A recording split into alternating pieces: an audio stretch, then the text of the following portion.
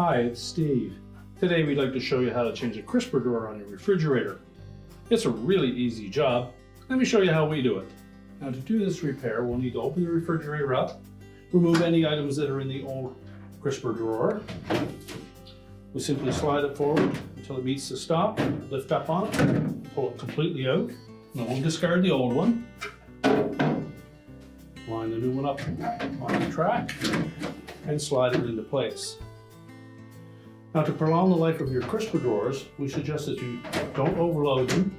If you need to clean them, remove them and allow them to come to room temperature before you wash them in warm water with liquid dish detergent. And always make sure that you have the drawer completely closed before you close the refrigerator door. And your repair is complete.